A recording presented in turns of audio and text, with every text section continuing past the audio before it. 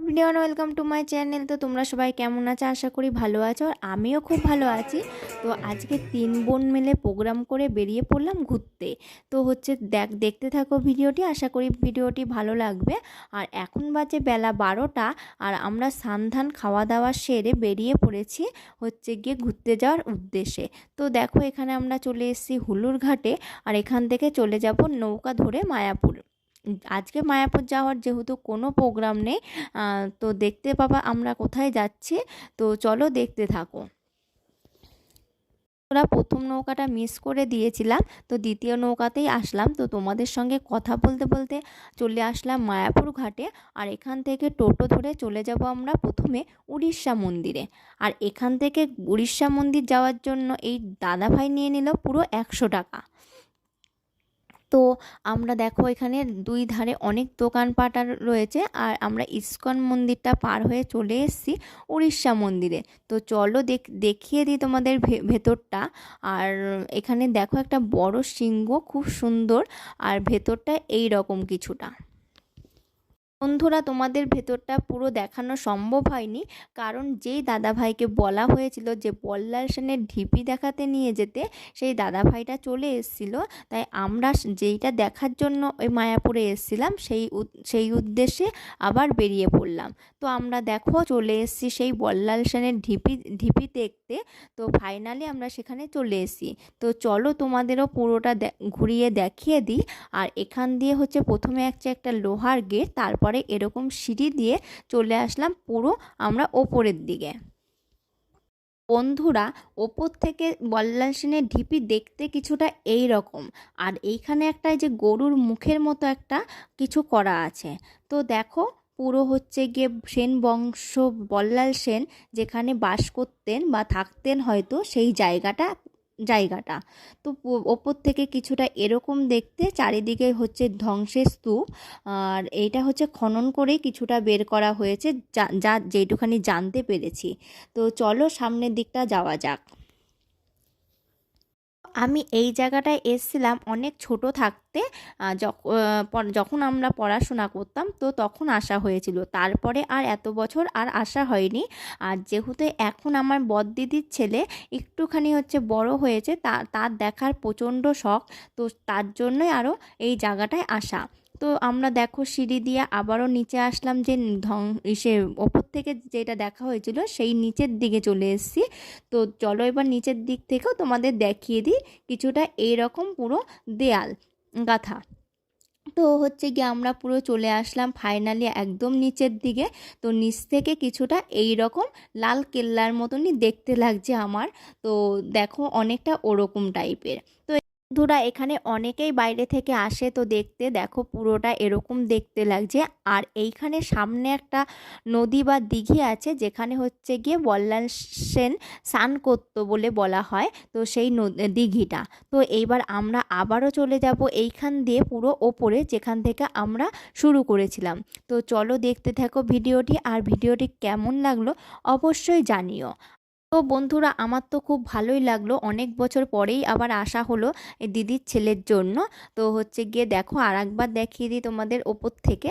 তো বন্ধুরা, এখান থেকে আমরা বেরিয়ে সোজা চলে যাব নিমাইয়ের মাসির বাড়ি।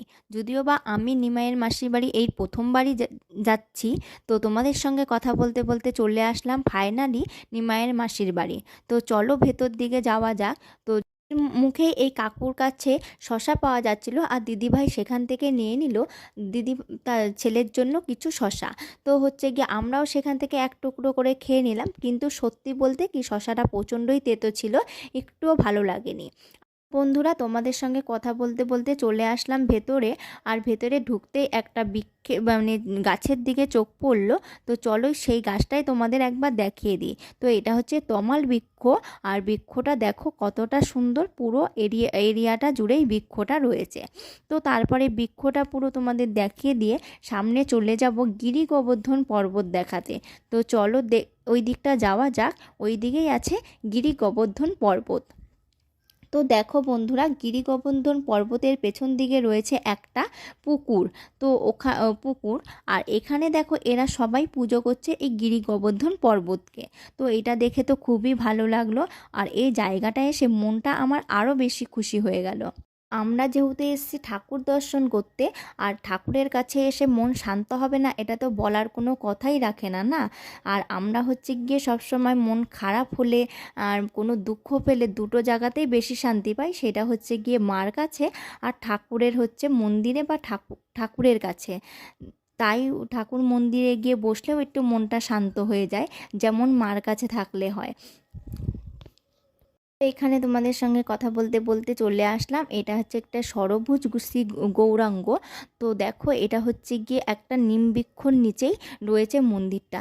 তো খুবই সুন্দর লাগছে এই ঠাকুরটা দেখতে। তো তারপরে চলো চলে যাওয়া যাক, ওই দিকে ফুল গাছ আছে সেগুলো তোমাদের একবার দেখিয়ে দিই। আর এইখানে দেখো কত সুন্দর ফুল গাছ লাগানো হয়েছে, গোলাপ ফুল। আর আমার না গোলাপ ফুল খুবই ফেভারিট, আমার খুব প্রিয় গোলাপ ফুল। চলো বন্ধুরা, আমরা হচ্ছে গিয়ে মেন গেটে 1 নম্বর গেটের দিকে এবার চলে যাচ্ছি। আর এই দিকে দুই ধারে তোমাদের দেখিয়ে দিই কত ফুলের বাগান। আর এই দেখো আমার দিদির 2 ছেলে হচ্ছে গল্প করতে করতে যাচ্ছে তার দাদার সঙ্গে, ছোট ভাই তার দাদার সঙ্গে যাচ্ছে আগে আগে গল্প করতে করতে। আর এই দেখো কত সুন্দর ফুল লাগানো হয়েছে এখানে, তো আমার তো খুবই। তো চলো তোমাদের দেখিয়ে দিই, দেখো কতটা সুন্দর, দুই ধারে শুধু চন্দ্রমল্লিকার গাছ। তো এবার তোমাদের হচ্ছে গিয়ে ফুলের বাগানটা দেখিয়ে দিলাম। তো এবার চলো সামনের দিকে যাওয়া যাক। তো আমরা হচ্ছে গিয়ে আমি আমার বদ্দি ভাই মেজদি ভাই সবাই মিলে হচ্ছে গিয়ে চলে যাচ্ছে একদম 1 নম্বর গেটে। তো এখানে দেখো হচ্ছে গিয়ে কত লোকজনও এসছে বাইরে থেকে এই মন্দির দর্শনের জন্য। তো তোমরাও কিন্তু যারা আসোনি তারা অবশ্যই এসো জায়গাটিতে, তো খুবই ভালো লাগবে। বন্ধুরা, আমরা আবারও এখান থেকে বেরিয়ে পড়লাম টোটো করে ইস্কন মন্দিরে যাওয়ার জন্য।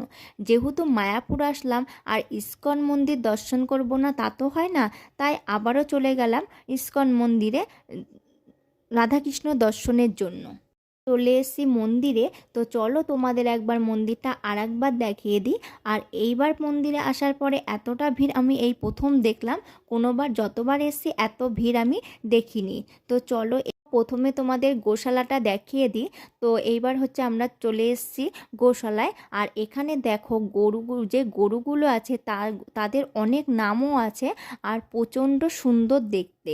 তো দেখো এখানে হচ্ছে গিয়ে গোশালায় চলে আসলাম, আর এদের অনেক নাম, বিশাখা, ললিতা, অনেকের অনেক নাম মানে অনেক নাম দেওয়াই রয়েছে।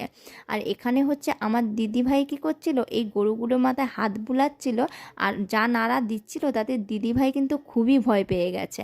আর এখানে দেখো একটা হচ্ছে গরু আছে, তার শিংগুলো একবার দেখো। তারপরে আমরা এখান থেকে বেরিয়ে চলে যাব মন্দিরে। তো বন্ধুরা, আমরা ওখান থেকে বেরিয়ে চলে আসলাম সোজা মন্দিরে। আর যেহেতু অনেকক্ষণ বেরিয়েছি, খুবই খিদে পেয়ে গেছে, তাই মন্দিরের ভেতরে একটা দোকান থেকে নিয়ে নিলাম কিছু খাবার দাবার। আর এখানে জিনিসের জানো না তো প্রচণ্ড দাম, এই 1 কৌটো মুড়ি নিয়ে নিল 30 টাকা। তারপরে চলো খাওয়া দাওয়ার পরে আবার তোমাদের সঙ্গে দেখা করছি। আর আমাদের খাওয়া দাওয়া এবার কমপ্লিট, আর আমরা চলে আসলাম এই ঝর্ণার সামনে একটু ছবি তুলতে। তো প্রথমে আমার দিদির ছেলে ছবি তুলছিল, তারপরে চলে আসলাম আমি। তো দেখো অনেক লোকজনই এখানে ছবিও তুলছে। ছবি তোলা হয়ে গেছে, এবার আমরা চলে যাব সামনের দিকে, যেখানে হচ্ছে গিয়ে এই যে চলে এসছে এখানে। আর এখানে আমার এই ভাই হচ্ছে গিয়ে ছেলে খেলাধুলা করছে। তো এখান থেকে চলে যাব মেন মন্দিরের দিকে। তো চলো দেখতে থাকো ভিডিওটি। আর আমার ভিডিও ভালো লাগে তো অবশ্যই আমার চ্যানেলটি সাবস্ক্রাইব করে আমার পাশে থাকতে পারো। আর যারা আমার চ্যানেলটি অলরেডি সাবস্ক্রাইব করে দিয়েছো তাদের সামনের দিকে যাওয়া যাক। আর ওখানে হচ্ছে একটু কীর্তন হচ্ছে, তোমাদের হচ্ছে গিয়ে দেখিয়ে দিই। তো আজকের জন্য ভিডিওটি এখানেই শেষ করলাম, দেখা হবে অন্য কোনো ভিডিওতে। ততক্ষণের জন্য সুস্থ থেকো, ভালো থেকো, টাটা।